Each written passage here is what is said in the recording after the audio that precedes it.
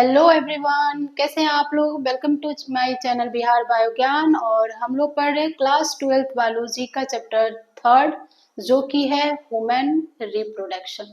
और आज का हमारा टॉपिक है type of organism on the basis of delivery, यानी कि जो जीव जो है जो बेबी को बर्थ देते हैं, है ना, यानी कि डिलीवरी किस फॉर्म में देते हैं। वो डायरेक्ट जीव को ही बर्थ देते हैं या फिर एग देते हैं, है ना। तो डिलीवरी किस प्रकार की है, इसके आधार पर ऑर्गेनिज्म की 3 टाइप्स है। वैसे एनसीईआरटी में आपका ओवोविविपोरस को जो है विविपोरस ही मानता है, लेकिन डिलीवरी के बेस पे जो है ऑर्गेनिज्म 3 प्रकार के होते हैं। और उसमें से जो पहला प्रकार है वो क्या है आपका ओविपोरस। देखो, ओविपोरस का मतलब क्या होता है कि ओभी का मतलब ये कि ये क्या ना, ओभा देने की एक तरह से एग देने वाले, है ना। तो ऐसे जीव, है ना, जो कि अंडे दे, है ना, और वे अंडे जो है ना, यानी कि वो बॉडी में एक तरफ से कह सकते हो कि वो सिर्फ अंडा बना रहे हैं। एम्ब्रॉय जो है ना उनके बॉडी में डेवलप नहीं होता है, वो जो एग को ले करते हैं ना आउटसाइड ऑफ द बॉडी, है ना।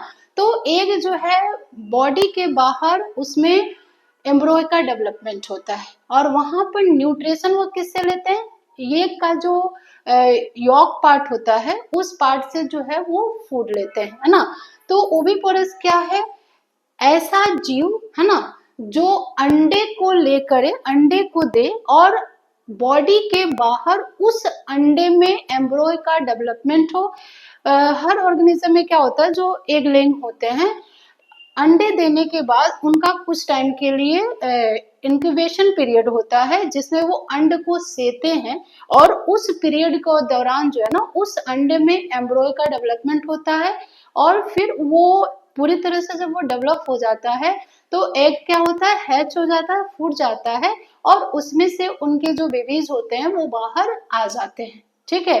तो ओविपोरस क्या है, एक ऐसा ऑर्गेनिज्म जो अंडे दे, है ना, और वो अंडा क्या है आउटसाइड ऑफ द बॉडी, है ना। फर्टिलाइजेशन जो है उसका सॉरी उसका जो डेवलपमेंट है, यानी कि एग के अंदर जो एम्ब्रॉय का डेवलपमेंट है वो डेवलपमेंट क्या होगा, बॉडी से बाहर होगा। यानी कि एग उसने दे दिया, अब उस एग का एक इंक्यूबेशन पीरियड होगा, है ना।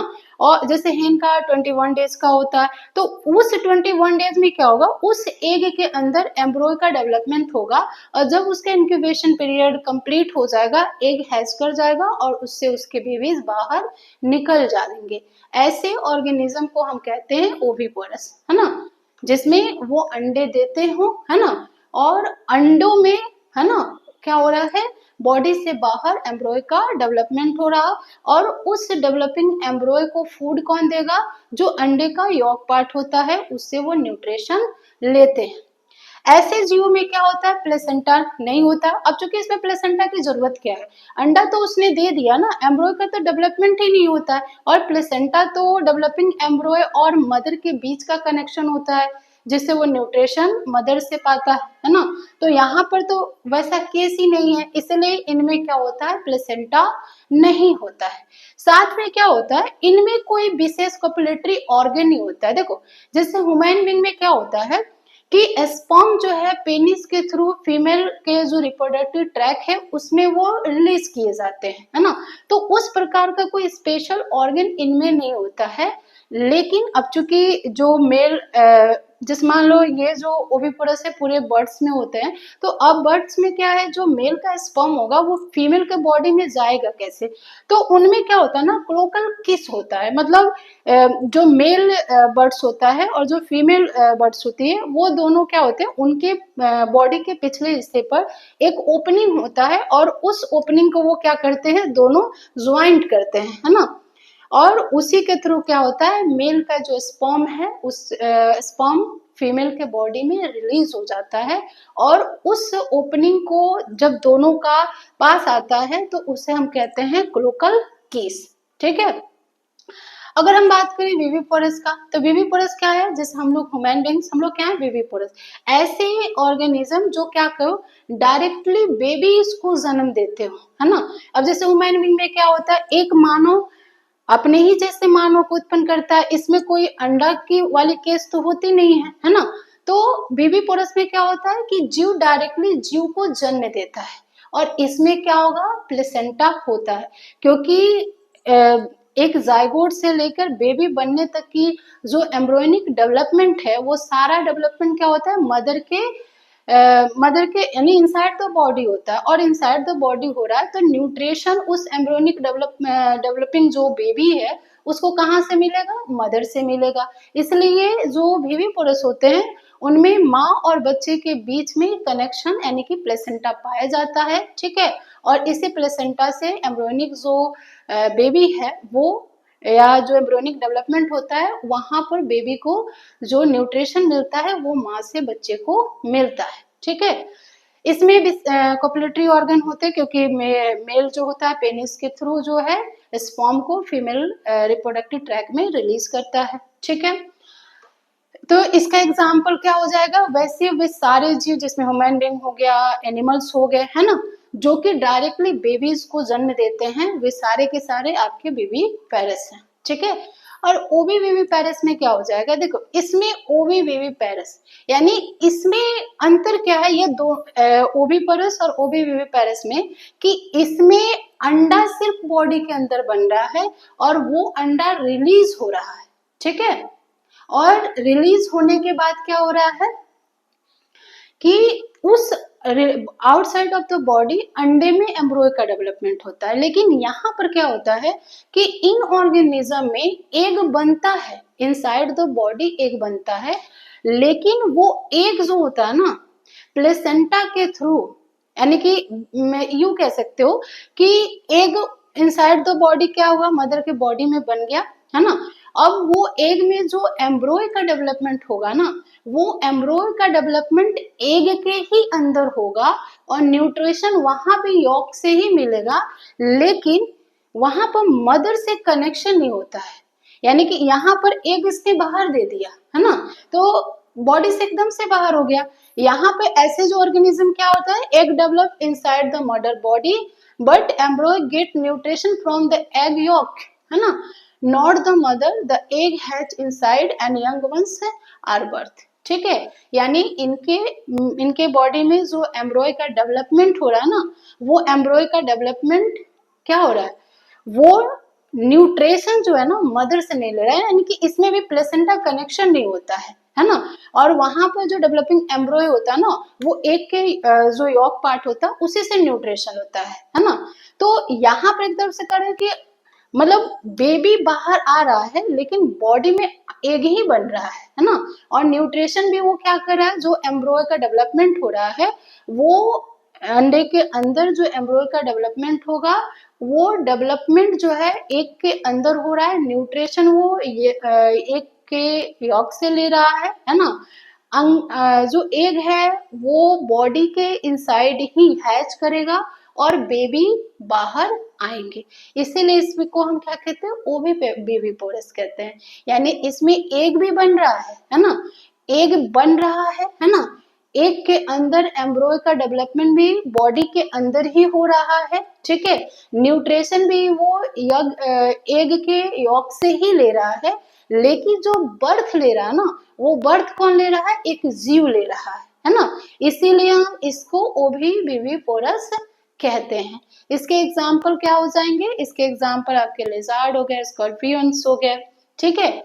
ये सभी जो है ऐसे ऑर्गेनिज्म है, यानी जैसे लिजार्ड में क्या होता है, छिपकली क्या होगी, उसके इनसाइड द बॉडी एग बनेगा और उस एग के अंदर ही एम्ब्रियो डेवलपमेंट होगा, ठीक है। और एग से वो एग का जो यॉक होता है उसे वो न्यूट्रिशन लेगी, और जब वो एम्ब्रियो पूरी तरह से डेवलप हो जाएगा तो एग हैच हो जाएगा बॉडी के अंदर ही, और फिर जो है जो बेबी लिजार्ड है वो बॉडी से बाहर आ जाएगी, या यूं कहें कि उसका डिलीवरी हो जाएगी, ठीक है।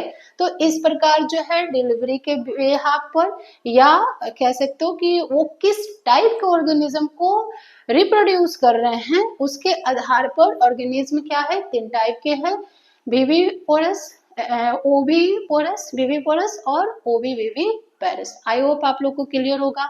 हम लोग इंट्रोडक्टरी पार्ट जब पढ़ रहे थे तो उसमें मेंस्ट्रुअल साइकिल को हम डिफाइन नहीं किया था। ठीक है, देखो मेंस्ट्रुअल साइकिल में क्या होता है कि फर्टिलाइजेशन में हमने क्या पढ़ा कि फर्टिलाइजेशन में स्पर्म, ठीक है, और ओवा दोनों फ्यूज कर रहे हैं, है ना। ये क्या है, ये भी एन सेल है, ये भी एन सेल है, और वो बना रहा है एक 2 एन सेल, ठीक है, जिसका नाम क्या था, जाइगोट था। ठीक है, तो अब देखो इस प्रोसेस को क्या कहा गया, फर्टिलाइजेशन कहा गया। ठीक है, फर्टिलाइजेशन। लेकिन ये कब होगा, जब स्पर्म जो है ओवा से फ्यूज करेगा तभी होगा। अब मान लो कि एवरी मंथ जो है ना, मतलब एवरी मंथ एक फीमेल जो है ना प्यूबर्टी से जो है आपको 45-50 के 55 के एज तक जो है ना एवरी मंथ एक ओवरी जो है एक एग को हर मंथ रिलीज करती है। अगर उस रिलीज एग से है ना स्पर्म फ्यूज किया तब तो फर्टिलाइजेशन कंप्लीट होगा, जाइगोट बनेगा। लेकिन तब क्या होगा जब स्पर्म इससे फ्यूज नहीं करेगा, है ना। जरूरी थोड़ी है कि अब इतने साल मतलब हर बार जो है स्पर्म ओवा से फ्यूज ही करे, है ना, ऐसा नहीं हो सकता, है ना। तो जब फ्यूज करेगा तब तो जाइगोट बनेगा, फर्टिलाइजेशन का प्रोसेस होगा।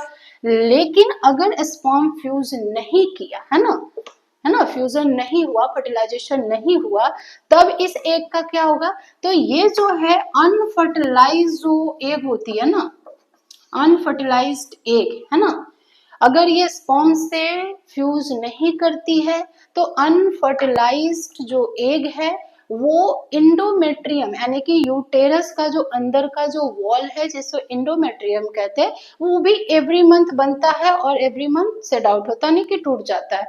तो ये अनफर्टिलाइज्ड एग जो है इंडोमेट्रियम की जो वॉल होते हैं जो कि हाईली कह सकते हो कि ब्लड वेसल्स वाले होते हैं, उनके साथ जो होता है ना ब्लड के फॉर्म में, है ना, एवरी मंथ, है ना, जो कि रिपीट होता है 28-30 डेज पे। ठीक है, ये प्यूबर्टी की एज से लेकर 45, 50, 55 की एज तक हर महिला को जो है ऐसा होता है। ठीक है, और उसी को वो जो ब्लड के फॉर्म में यानी कि अनफर्टिलाइज्ड एग और इंडोमेट्रियम के वॉल जो कि हाईली ब्लड वेसल्स होते हैं, ये ब्लड के रूप में एवरी मंथ 3 to 4 डेज के लिए जो है आपको बॉडी से रिलीज होता है कि फीमेल के जो रिप्रोडक्टिव पार्ट्स है उससे रिलीज होते हैं वजीना के थ्रू। ठीक है, और उसी को हम कहते हैं जो कि वो क्या है ब्लड के फॉर्म में आ रहा है और एवरी 28-30 डेज पर वो रिपीट हो जाता है, इसलिए हम उसको प्रोसेस को हम कहते हैं मेंस्ट्रुएशंस। और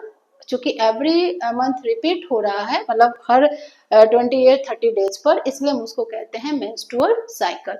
बाकी हम लोग इसको डिटेल से पढ़ेंगे, फिलहाल बस इतना याद रखें कि मेंस्ट्रुअल साइकिल क्या है, अनफर्टिलाइज्ड एग, ठीक है, plus said out part of the endometrium, है ना, कलेक्टिवली वो क्या है ब्लड फॉर्म में 3 to 4 डेज के लिए निकलते हैं जिसे मेंस्ट्रुएशन कहते हैं।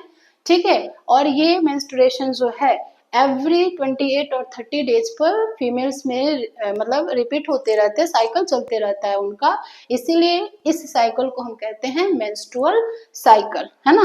तो आई होप आप लोगों को टाइप ऑफ ऑर्गेनिज्म डिलीवरी के बेस पे समझ में आ गया होगा और प्लस मेंस्ट्रुअल साइकिल भी हमारा क्लियर हो गया होगा। नेक्स्ट वीडियो में हम लोग पढ़ेंगे मेल रिप्रोडक्टिव सिस्टम। तब तक के लिए बाय बाय, थैंक यू।